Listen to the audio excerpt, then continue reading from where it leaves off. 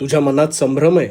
स्वामी माऊली, एखादं काम करताना कित्येक वेळेस माझे चित्त थाऱ्यावर राहत नाही. आता यावर तुम्हीच मार्ग दाखवाल का? का नाही? आता शांतपणे मी जे सांगतो ते ऐक. तुझे चित्त थाऱ्यावर राहत नाही कारण तू स्वतःचे नियंत्रण त्या मनाला देतेस.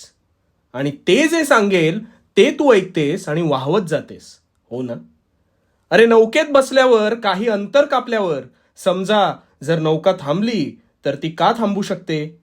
त्या नावाड्याने वल्ल मारणे बंद केले म्हणून.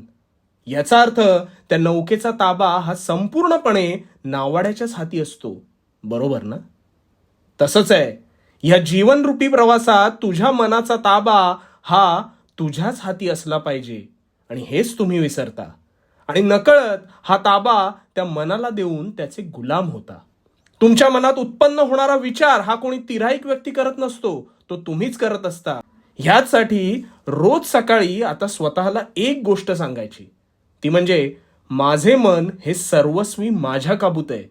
मी या मनाच्या काबूत राहणार नाही. आणि मग बघ, तुझे चित्त सदैव थाऱ्यावर राहील.